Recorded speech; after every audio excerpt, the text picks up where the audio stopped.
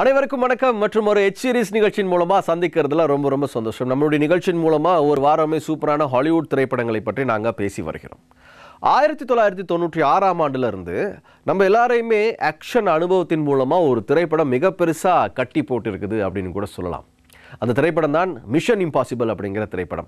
அந்த படத்தினுடைய பெயரை சொல்லும் பொழுதே அந்த தீம் மியூசிக் நம்ம காதில் கேட்கும் அளவுக்கு ரொம்பவுமே பரிச்சயமான ஒரு திரைப்படம். ஆக்ஷன் அனுபவத்தினுடைய உச்சத்திற்கே நம்மளை அழைத்து கொண்டு போன ஒரு திரைப்படம்.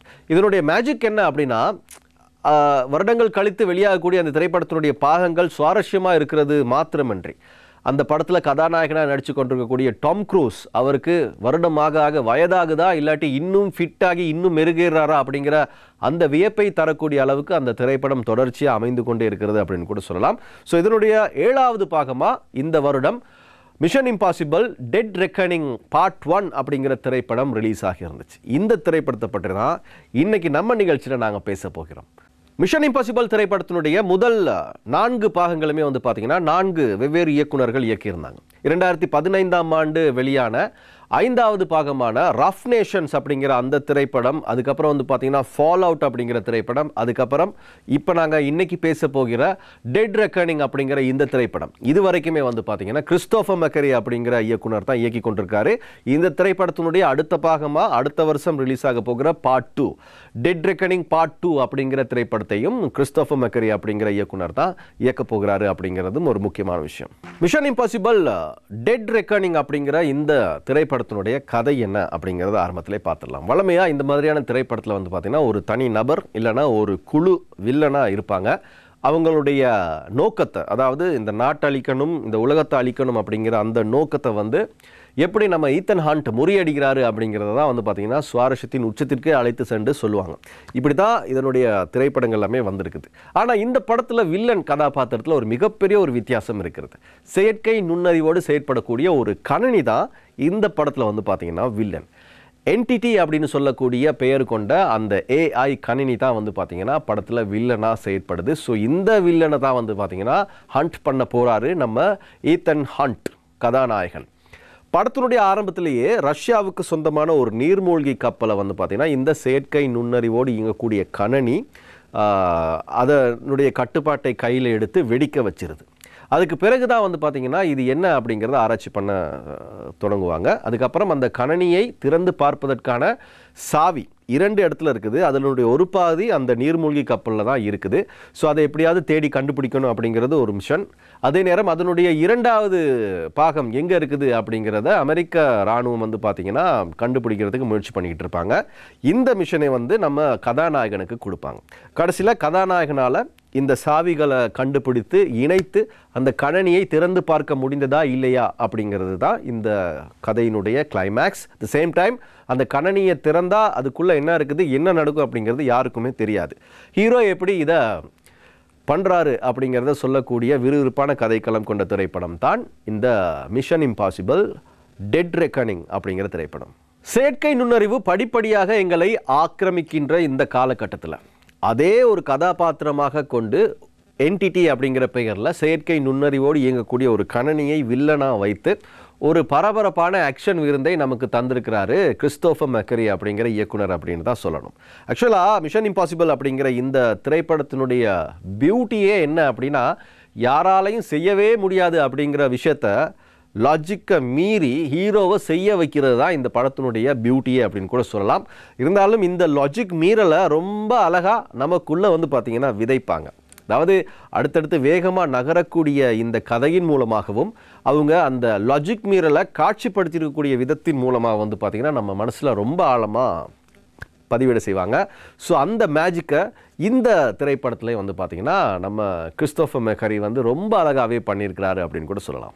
டெட் ரெக்கனிங் அப்படின்னு சொல்லக்கூடிய மிஷன் இம்பாசிபிளினுடைய 7வது பாகமான இந்த திரைப்படத்தினுடைய ப்ளஸ்ஸும் நம்ம டாம் க்ரூஸ் தான்.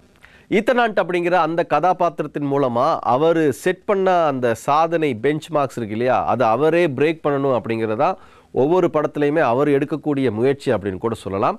ஸோ வயது ஏற ஏற அந்த ஆக்ஷன் காட்சிகளுமே பார்த்தீங்கன்னா அதனுடைய தீவிரத்தன்மையாக இருக்கட்டும், அதனுடைய அந்த பிரமிப்பாக இருக்கட்டும், இவை எல்லாமே அதிகரிக்கும் விதமாக தான் அந்த ஆக்ஷன் காட்சிகளை பார்த்தீங்கன்னா எடுப்பாங்க. ஸோ அதுக்கு அவரும் எப்படி தான் இந்த வயதான காலத்திலையும் ஈடு கொடுக்குறாரு அப்படிங்கிறது உண்மையிலே தெரியல. அவருக்கு வயது ஆகிருச்சின்னு வயசை சொன்னால் தான் தெரியும். மற்றபடி 61 வயசு அப்படின்னு சொன்னாலுமே பார்க்குறதுக்கு இளைஞன் மாதிரியே இப்போ கூட துருத்துருன்னு இருக்கக்கூடிய ஒருத்தர் தான். ஸோ அதுக்கு வந்து பார்த்தீங்கன்னா இந்த கிளைமேக்ஸ்க்கு முன்பாக ஒரு பைக் சேசிங் ஸ்டண்ட் காட்சி வரும்.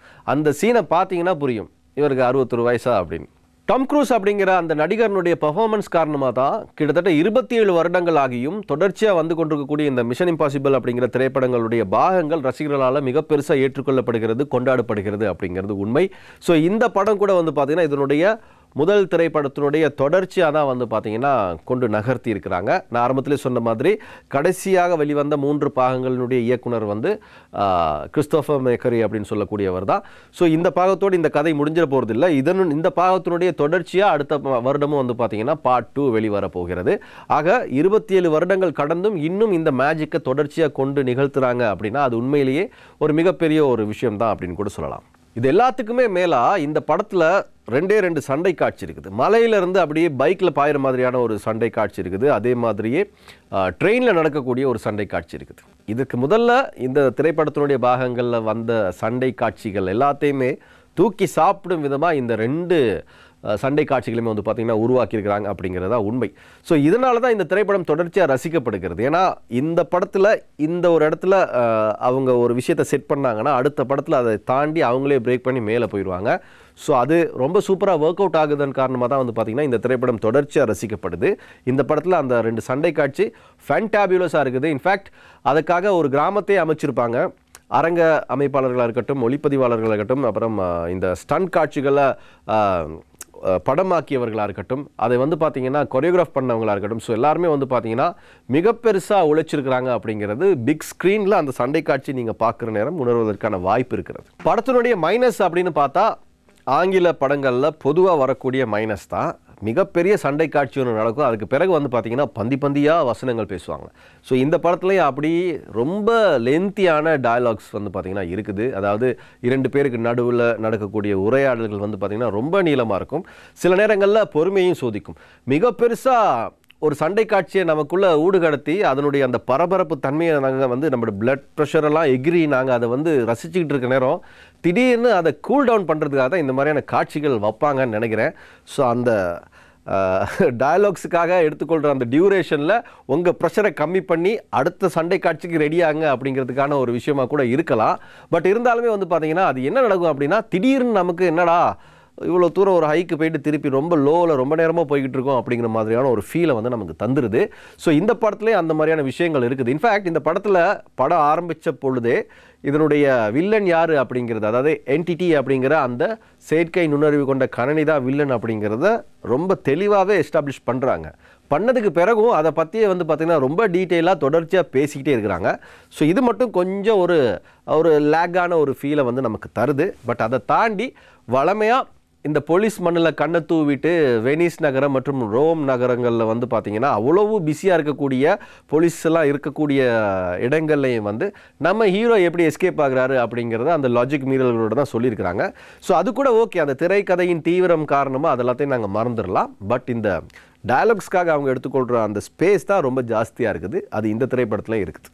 மிஷன் இம்பாசிபிள் திரைப்படங்களுடைய ஃப்ரான்ச்சைஸில் வந்து பார்த்தீங்கன்னா கடைசியாக வெளிவந்த ஃபால் அவுட் அப்படிங்கிற திரைப்படம் தான் ரொம்பவுமே சுமாரான ஒரு திரைப்படம் அப்படின்னு எல்லாராலையுமே விமர்சிக்கப்பட்டது.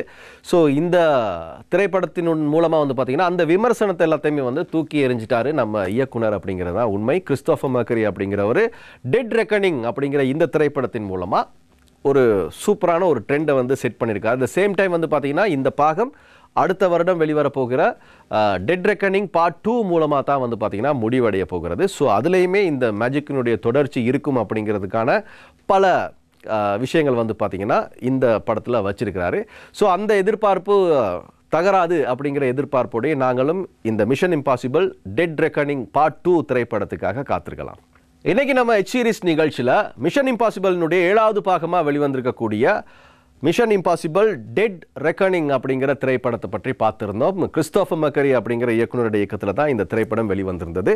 மேலும் அடுத்த வாரமும் இதே மாதிரி இன்னும் ஒரு சூப்பரான திரைப்படத்தை பற்றி பேசுவதற்காக உங்களை நான் சந்திப்பேன். Until then, this is Haran Jitendra signing off from H Series.